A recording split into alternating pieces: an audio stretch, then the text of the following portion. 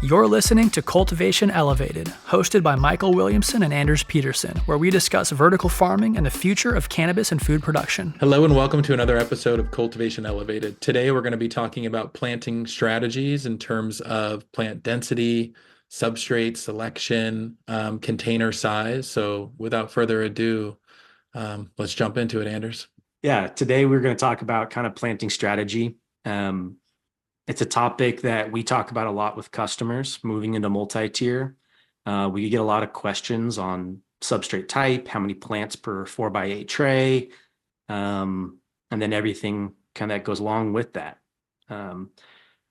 So starting off, there's a few KPIs or metrics that are pretty useful when talking about this. And, we used to always just say how many plants per tray was kind of the historic way of talking about planting density, which is how many plants do you have, in my opinion, per square foot, right? And so the metric in that case is plants per square foot. I also see quite a few people talking about it in terms of square feet per plant. So the opposite ratio.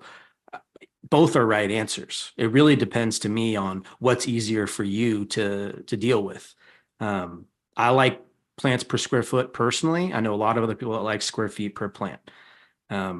I've created a table of all of the common number of plants, let's say per 4x8 tray, and all of the correlating plants per square foot and square foot per plant metrics, just so I can quickly reference it. But what we see commonly is in flower, rows of 3 plants or rows of 4 plants, depending. So you get 3, 6, 9, 12, 15, 18, 21, 24 plants, etc., per 32 square feet or per 4x8 tray, or you see rows of 4, which is, I would say, less common these days.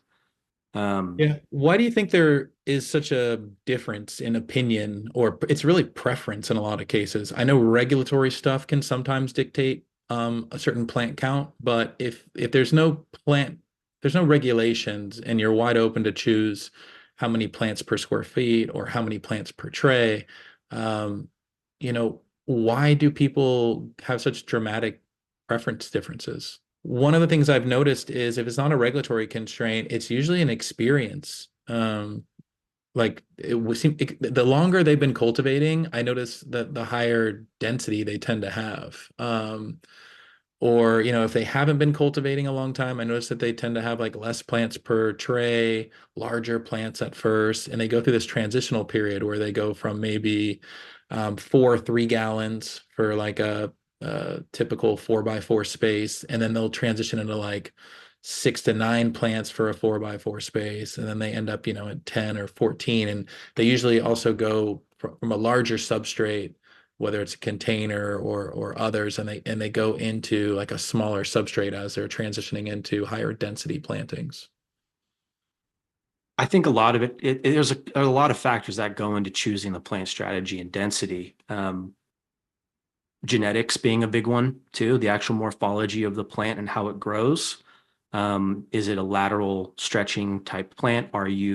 What plant training techniques are you doing? Are you low stress training? Are you trying to pancake out your canopy and flatten it out? Or are you not topping at all and letting your plants grow with its natural morphology and shape? All of these things kind of dictate the planting density. Some of the pros and cons in terms of this is, higher planting density, more plants, typically you have a smaller substrate size per plant, and those smaller substrates root faster. So you can typically get out of veg and into flower a little bit sooner. But then you have a higher substrate cost because you're using more substrate. You need to have an irrigation system that can accommodate that many pots or blocks or whatever it is you're running. And then on the vice versa, you have a lower planting density, typically bigger substrate sizes per plant, and they may take longer to root. They're heavier to move around when they're bigger plants. So there's all sorts of balance, genetics, substrate size, cost of all the substrate. I would say over the years, most indoor growers, especially multi-tier growers, have moved to either a coco perlite mix or Rockwool in about a 3 to 4 liter size, roughly about a 1 gallon substrate volume per plant. And, we see averages quite a bit. I would say anywhere between, well, I say 0.56 to 0.88 plants per square feet, which is 18 to 28 plants roughly per 32 square feet or 1 4x8 tray. So 28 plants per tray, and the tray is a 4x8 or 32 square feet. yeah, 28 plants To me, per that's like tray that's like a high density planting. that is. And that's a question too. Sometimes people like mention like the word sea of green, which I feel like gets really overused or used incorrectly a lot. And a lot of times people are talking about it, but where do you consider a planting density to become like, where do you draw that line? Like if you're growing for a sea of green, like what is your planting density? Is that like 32 plants per square, per tray, 1 plant per square foot essentially? Or are you doubling down? And is that like more like 64 plants per tray? I have no idea what I would consider a sea of green. I mean, I think you can achieve a sea of green with a number of varying planting density, but I don't know what would be truly considered. To me, a sea of green is kind of what we see very commonly is just a full canopy covering that tray, regardless of the plant count, right? So I think traditionally sea of green insinuates a higher planting density, more plants, and that canopy just filling it all out. But we can do longer veg, grow bigger plants and fill out that tray with fewer plants too. So I don't know. I think it's a pretty subjective. I don't truly understand what sea of green dictates anymore. Sure. I mean, it's interesting when someone's like, "Oh, we're growing," because we get these inquiries at PIP, and we're like, "What's your planting density or what's your style of cultivation?" And they're like, "Oh, we're doing sea of green," but like, I'm like, okay, well, what does that mean to you essentially? Because it means different things to different people. Typically, in the way that I understand it, would be like a shorter veg time. You might have like 7 or 8 days, and you're at a high density, like maybe 40 plants per tray or more, and you're really just trying to focus on growing like the liter cola bottle kind of approach, where you're just really looking at A and B buds. One of the things that I always thought was strange about that approach, not that I don't like it. I think there's maybe certain cultivars that probably totally makes sense. First of all, the labor on your transplants is incrementally more than most traditional planting styles. So that's kind of one thing. So your substrate cost goes up, your labor goes up with that kind of density. If you look at like substrate cost per tray, which is something that people don't always think about, that one's obviously going to be more expensive. Labor is going to be a little bit more expensive. Some people argue that, oh, well, I can harvest them faster because they're smaller plants. I find that when you actually time that, the time savings and cost savings isn't quite as significant as I think we're alluding it to be. Well, but how much does it cost you per day to run your bedroom? That's where I would want to compare it to, is like if I can shave. Here's an extreme example I saw in SoCal recently. The cultivator was running a 3 to 5 day veg in a 3x3x3 Rockwool block. And they were putting them onto slabs and flour. They're doing 8 plants wide by 8 plants deep in a 4x8 tray. That's 64 plants, right? 2 plants per square foot planting density, and they're doing like a 3-day veg. And so compared to someone running a 14 to 21 day veg and say a 6x6x6 block, how much money did they save shortening their veg all the way down to 3 days, even though they're paying more in substrate? Did they have a dedicated veg room, or were they taking that? I mean, 3 days is like barely the root-in period for most people. Or were they vegging in place in flour for those They 3 had a days? dedicated veg room. Wow, that's the fastest room I've ever heard of. You basically stick them in there, do nothing, and pull them out of there. Well, they were in there for like the rooting period too, in terms of cloning and propagation, but they're doing their clone in kind of a short veg right there in one room. Are And they then taking a larger clone, like a larger, more robust clone, or a pretty industry standard size? much industry standard, 6 to 8 inches. So that Super was a interesting. pretty interesting one. I know that now, staying in touch with that grower, they are starting to reduce that density. But that was the most I've ever seen on an extreme standpoint, was 64 plants per 4x8 tray. On the extreme opposite side, 2 plants per 4x8 tray. and they're vegging for like, I think it was like 5 weeks, In like a 10 something like gallon that. pot or 7 gallon, like a big pot, huh? It was a 7 gallon pot.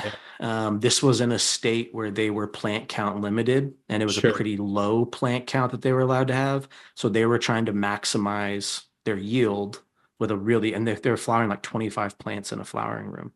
Yeah. And they had to Yeah. do 2 transplants, But and like like that was if tough. the regulatory didn't dictate that, they wouldn't do that. So I guess, part of our messaging today is there's a bunch of different planting strategies you can go with, but you really should kind of go deep and look at like, what is the true cost of this? What is the pros and cons? And we're going to talk about some of this throughout here, but a lot of it's preference. But when you're free to choose whatever planting density you want, let's just say you have a general canopy restriction, like a 25,000 square foot canopy or 10,000 square feet or whatever it may be, and you have a choice. I find that I guess it really depends on the substrate, but it seems like there's a good group of people that kind of settle somewhere in that like 18 plants per tray. And Mhm. there's another group that's kind of going a little bit more high density and they're closer, somewhere fluctuating around like 32 plants per tray or 1 plant per square foot. Um, I And this is guess in flower too, for this is in reference. flower. We're just talking about flower. Yeah, thank you. But that being said, it's interesting when people make a choice. So like if we look at Rockwool for an example, a lot of people have a lot of different strategies on whether it's like a block on block situation or it's just a one large single block, or if it's block on slab, that kind of dictates a couple things too. We've noticed, I want to say it's Jungle Boys actually. I want to say they skip the center plant, maybe at their Florida spot. And Yeah. I haven't played with that enough yet, but I can see certain cultivars for sure. Instead of planting 3 plants per slab, planting two and just putting an emitter on that center kind of square. I can totally see where that makes a ton of sense. Um, but it's interesting that there's not really like a standard. It really comes down to preference. And even when you look at like best practices from some of the substrate manufacturers that put out good information on planting densities, like they give you a wide variety of container sizes or shapes, so that you can kind of almost do whatever you want. I think that kind of speaks back to cannabis's genetics and all the variability in this crop. When you look at other crops or more established commercial cultivars for vegetable production, there's way less variability in planting densities and substrate size per plant or per square foot, just because the genetics have been bred to be a lot more consistent and the research has been done. There's less trial and error. With cannabis, we have such a large variety of cultivars that are constantly being cycled through with new breeding, and it's there's just and different cultivation styles and practices. We get this variability in planting strategy. I think an important thing here is this is why in the design phase for facilities, it's really difficult to plan around plant count. Like when you're doing HVAC sizing and things like that, it's better to size like HVAC around canopy square foot because canopy footprint is never going to change. But your Hmm. plant count more than likely will from the design side to the operation. And then during operation, your plant count will vary. So if you size everything like dehumidification and cooling, particularly dehumidification, off of plant count and you change that, then you're not right sized. So it's better just to stick with canopy footprint on those kind of things and give yourself some flexibility. Assume 1 plant per square foot, something in the design phase.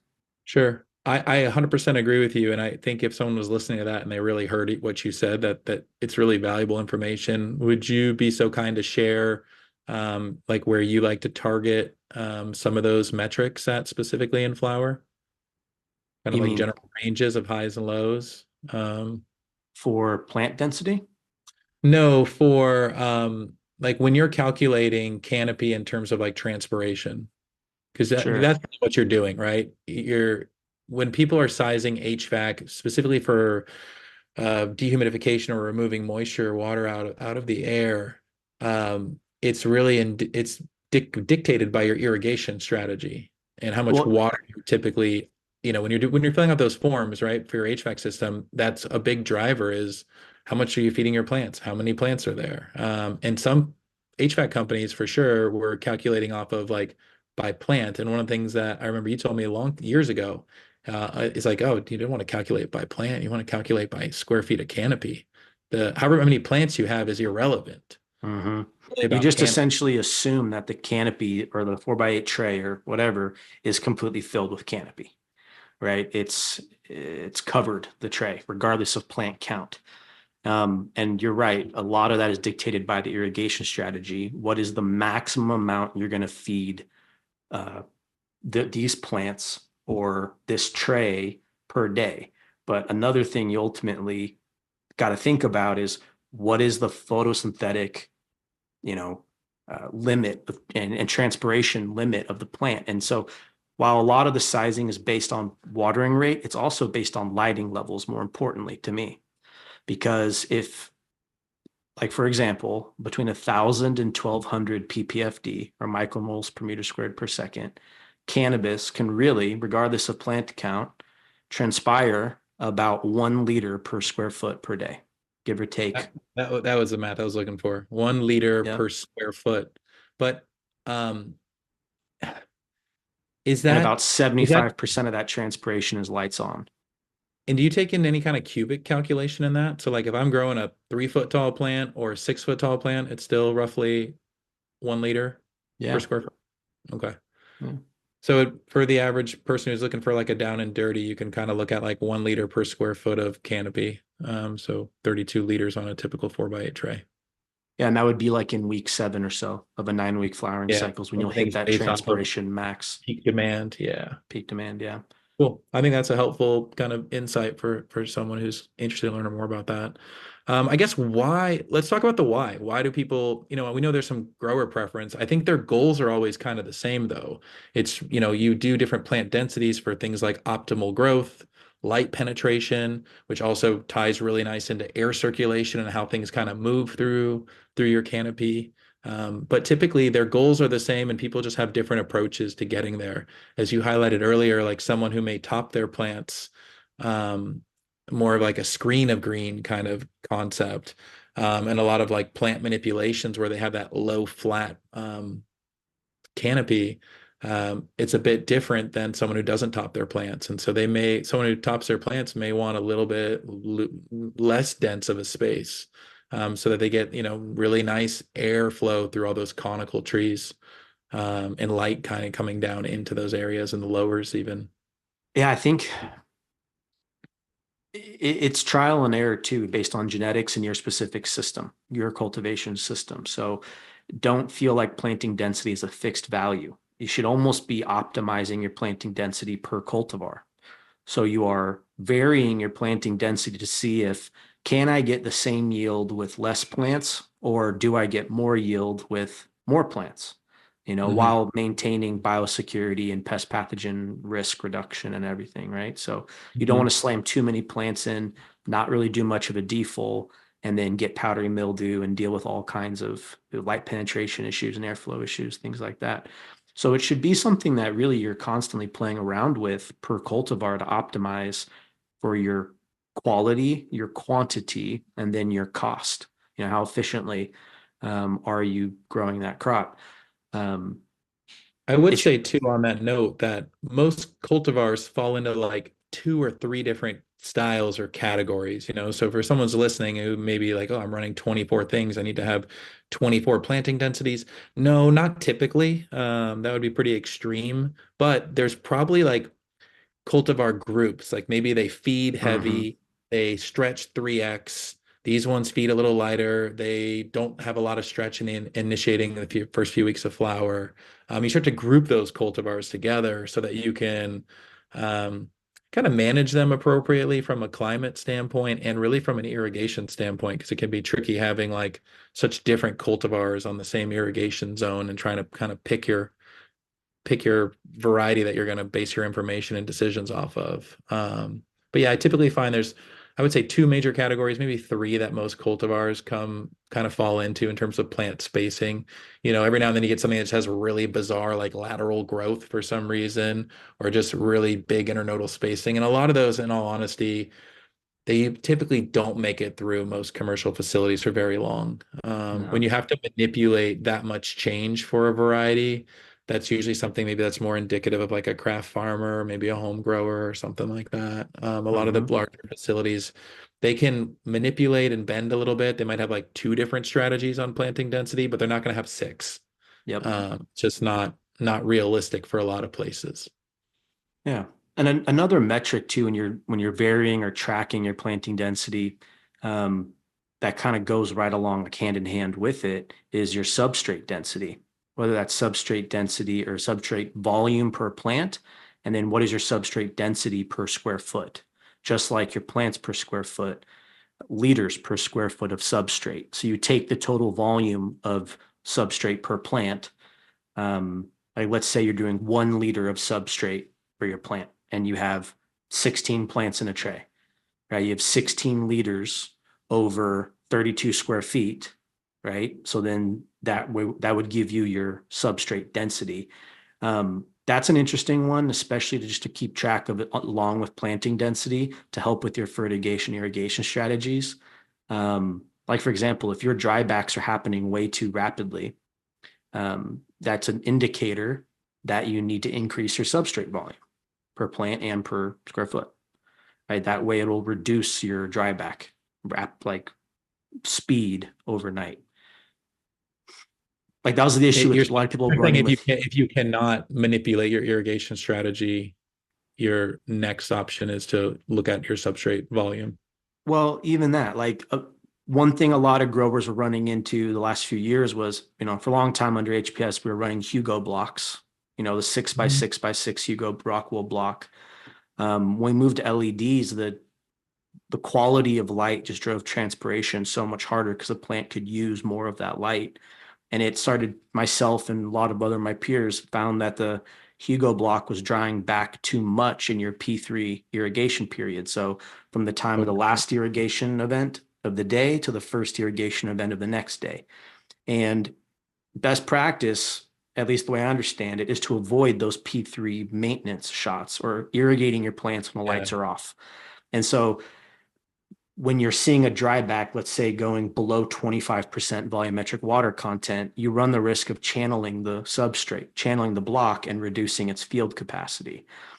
So to avoid that channeling and to avoid the P3 maintenance shots overnight when it's dark, the only option to fix that is to increase your substrate volume per plant and therefore per square foot. So like a Hugo is like, I think 3.8 liters of substrate volume, something like that.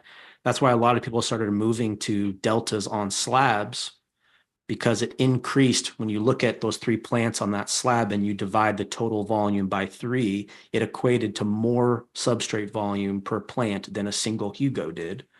And you could get away with a less extreme P3 dryback. Does that make sense? It does. So like if you're not able to maintain the overnight dryback by doing like P2 maintenance shots or adjusting something up front just because there's not that much substrate volume, like it just you can't stay in that safe zone. I think I was always advised, stay out of the teens when it comes to, I think you said 25%. But yeah, I know the teens are like the danger zone. That makes sense. It's interesting too, like the more I look at the block and slabs as like there's some forgiveness for people that are in Rockwool, like there's some forgiveness in that slab. And one thing that Rockwool or Stonewool products in general are kind of notorious for is like lacking forgiveness. And if you don't know what you're doing or you don't have the right tools, sensors, data, experience, kind of tracking metrics, like it's an advanced substrate. I mean, you can definitely crash the car pretty quickly if you don't know what you're doing. So I think a lot of people who want to err on the side of caution end up in larger substrates. We see a lot of people in coco too. I know we're talking a lot about Stonewool, but I think traditionally I saw a lot of people in like 5-gallon coco pots. And then, you saw it like for a few years. And then all of a sudden it was like 3-gallon was the new 5. So then they went into like squat 3s for a while. And then the bags kind of came online where open top bags that you could hydrate and do some other things. And that was pretty interesting. And then now I find that most people that are running coco and like more of an advanced strategy, they're in like a 2-gallon. Every now and then I'll see a 1-gallon. I've got a couple farms. There's one in Michigan I can think of that they're running a 1-gallon in flower. Well, I mean, on the flip side of what you said about wool, the kind of less safety buffer.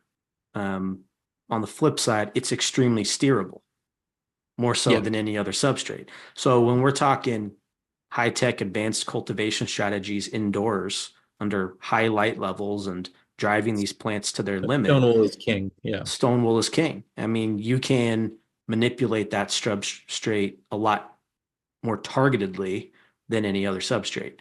And I think that's where coco is a nice blend of steerability, but also kind of risk mitigation.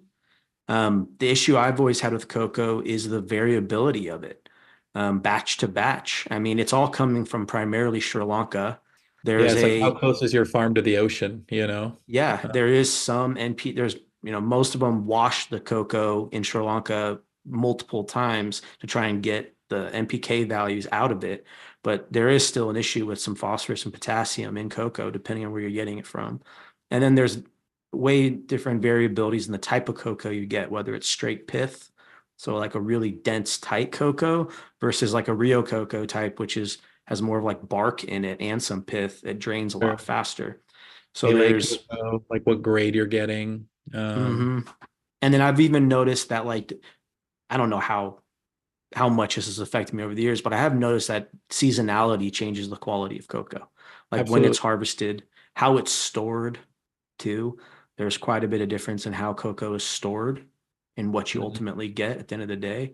So I think Rockwool for me was always there's some risk in terms of, yeah, you got to make sure that block is wet. You can't let it dry out, but it's a lot more consistent from batch to batch, and there's no NPK value. I mean, it's completely inert, and It's there's sterile, it's light and easy to use when you're getting it in place. yep. There have been some batch to batch issues. I definitely see a lot less variability there, but they, like any other, major industry or companies, like I'd say all the major companies have, they've had a bad batch once in a while, but they track it down and communicate and make things right. And that's kind of how it works. One of the challenges I've seen with cocoa is, well, A, it's messy. I was just Um, gonna say that Rockwool's clean. heavy, it's Cocoa, heavy, soil, heavy it's and messy. messy. Yeah. One of the other things I've noticed too, and it's something you've heard me advise this before, but I'll say it again because I can't stress it enough.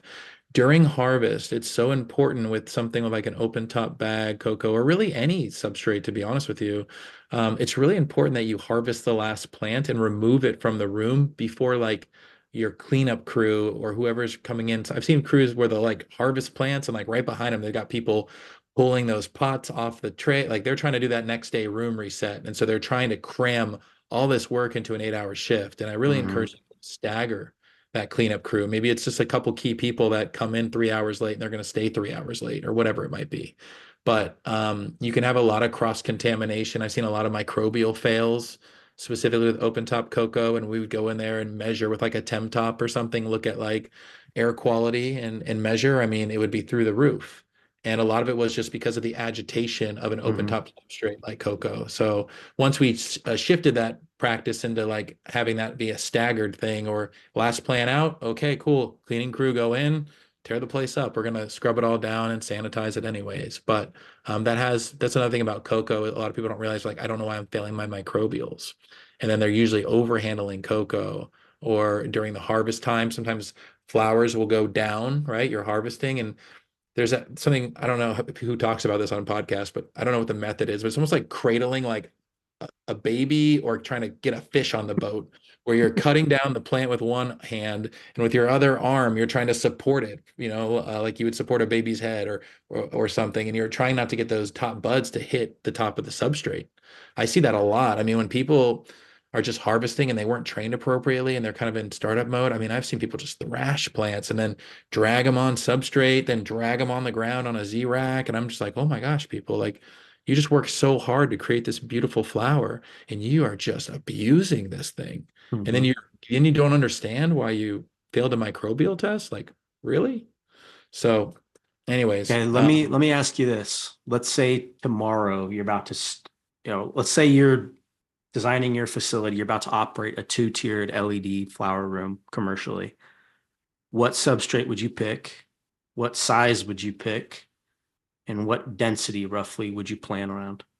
yeah, I will give a disclaimer that selfishly, I have settled unless there's like a strong grower preference in another direction, or if we're doing living soil. But for most commercial facilities running a salt-based nutrient lineup like Athena or something, I basically have landed on a 6'5" Grodan block on a 3-inch slab, and I'm doing 18 plants per tray. I use that for a combination of reasons. One, after talking to the smartest people I could surround myself over at that company and other companies, that was kind of a general consensus. Again, people just have different preferences, but I find that during startup specifically, which is kind of where I live and breathe for the most part, I find that that volume of substrate gives a bit of forgiveness for people who are trying to focus on how to really dial in advanced crop steering and irrigation strategies. The other thing that the way that we set it up is I can run sub-canopy air circulation solutions because So you're running three rows of plants. I'm running rows, yeah. And that gives me several straight shots to run sub-canopy air or under canopy lighting. So three rows of 6 per 4x8 tray gives you the 18. Okay. Yeah. So funny enough, that's exactly what I would do. I mean, that's the I only probably other learned it from you. The only other variation I would say is upon starting up a new facility, I might do 4-inch blocks on a 1-gallon coco bag. Yes. Just as I'm commissioning the fertigation system and dialing everything in on the HVAC side, because it will give me a little bit more of a buffer and safety, but have the plan of ultimately same density, by the way, but then ultimately switching to the slabs later on once everything is commissioned and dialed in. I should give the disclaimer that in all those facilities we have, day storage tanks, a lot of like really well built out fertigation capabilities. I think if you're maybe trying to run more of an economical fertigation system off with more limitations, then I think you need to really be thinking about your substrate and what your irrigation strategy is going to be. So if you end up in like a coco substrate, I don't see the need to have quite as many bells and whistles in the fertigation room per se. One of the more interesting developments, this is all assuming you're growing on a solid 4x8 space or a continuous tray, right? Where you have the ability to vary these things.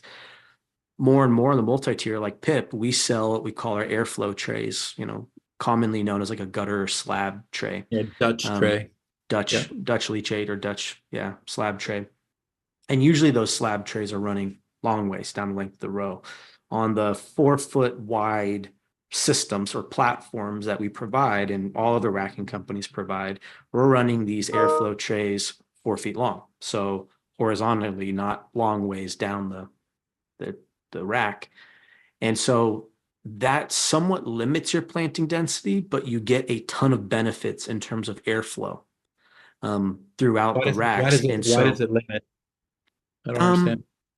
Because you can add more of them, right?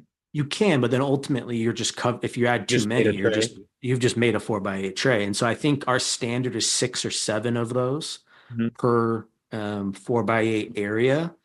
And there's a couple different widths and sizes, but the standard is 7-inch wide.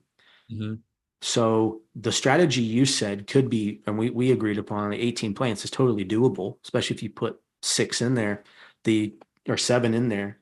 The challenge is with slabs in that configuration. Typically the slabs are 36 inches. Now you have a roughly 44, that's 48 is 4 feet, but the airflow trays are really about 44, 45 inches wide.